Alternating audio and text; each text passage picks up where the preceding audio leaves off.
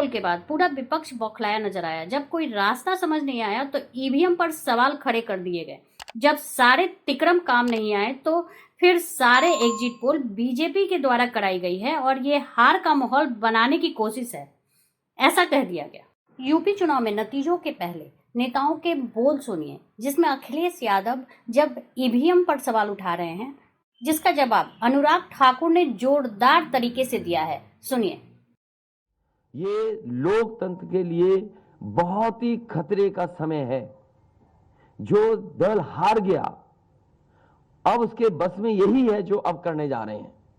ये जितने कुछ एग्जिट पोल हुए हैं वो इसीलिए हुए हैं कि अगर वो चोरी भी करें तो शायद नजर ना आए।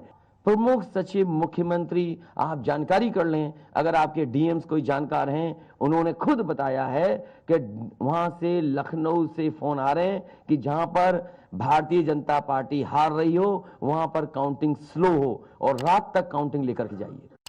चाल, चरित्र और चेहरा ही समाजवादी पार्टी का नजर आया और चुनाव के आखिरी दौर में मैंने कहा था कि ये जो अखिलेश जी नई हवा है, नई सपा की बात करते हैं, आप 10 मार्च का इंतजार कीजिए। ये वही हवा है, वही सपा है। जनता जिनसे खफा है, मन बना लिया करना इनको दफा है और 10 मार्च को अखिलेश यादव जी कहेंगे ईवीएम बहुत बेवफा है। स्वामी प्रसाद मौर्य को सुनिए, जो बीजेपी पे आरोप लगा रहे हैं कि सारे एग्जिट पोल बीजेपी द्वारा ही प्रायोजित है। जब कोई पार्टी हारती है तो सारा ठिकरा ईवीएम पर ही फोड़ा जाता है। इसका जवाब देते हुए केशव प्रसाद मौर्य ने कहा, सुनिए। समाजवादी पार्टी का आंकड़ा 300 के पार जा रहा है। भारतीय जनता पार्टी दहाई में सिमटने जा रही, यानी 100 का अंक भी नहीं छूने पाएगी। भारतीय जनता पार्टी सब जानती है, इसीलिए एग्जिट पोल भाजपा द्वारा प्रायोजित है, जिससे कि जो मतदान के पहले ये मतपेटी जो बाहर निकाल रहे हैं, इसमें हेरा फेरी करके अपने पक्ष में मतदान करके अपने पक्ष में वोटिंग करके एग्जिट पोल की बात को सच साबित कर दें।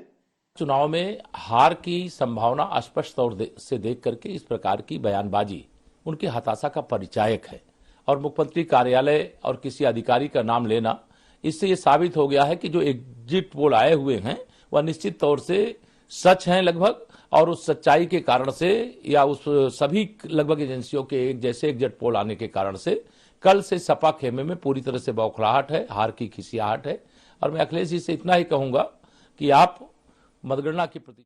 ओपी राजभर ने भी इसी पे सवाल उठाए। इसका जवाब ब्रिजेश पाठक ने दी है, सुनिए। चुनाव आयोग ने गाइडलाइंस तय किया हुआ है कि स्ट्रांग रूम के इर्द गिर्द से कहीं से भी ईवीएम अगर दूसरे जगह ट्रांसफर करना है, ले जाना है, तो आपको वहां के प्रत्याशी जितने हैं सबको सूचना देना पड़ेगा। पार्टी के जो जिलाध्यक्ष हैं उनको सूचना देना पड़ेगा और उस ईवीएम को पुलिस कस्टडी में आपको ले जाना पड़ेगा। लेकिन ये तीनों काम डीएम ने नहीं किया, बल्कि एक गाड़ी में बोरा से तोप करके चोरी से, क्या जरूरत थी बोरा से तोप के ले जाने की। इस नाते हमारे वोटरों ने कहा कि अपने वोट की सुरक्षा करो, हम लोग वोट दिए, सरकार बनेगी और सरकार बनने जा रही है। समाजवादी पार्टी के लोग या विपक्षी दल जब जब चुनाव हारते हैं तो ईवीएम पर ही ठीकरा फोड़ते हैं, इस बात की जानकारी आप लोगों को भी है, पूरे देश के लोगों को है। मैं एक बात कहना चाहता हूं कि जो भारत की संवैधानिक संस्थाएं हैं, आज भी दुनिया में उनका एक स्टैंडर्ड स्थापित है कि भारत में संविधान की जो परिभाषा है और उसकी जो संस्थाएं, उन पर आज तक प्रश्नवाचक चिन्ह नहीं उठा। ये प्रारंभ में ही बात उठने लगती थी कि यदि हारे तो ईवीएम पर ठीकरा फोड़ेंगे, वो बात सही साबित हुई है। उत्तर प्रदेश के लोगों ने समाजवादी पार्टी की जो नीतियां थी उनको नकार दी।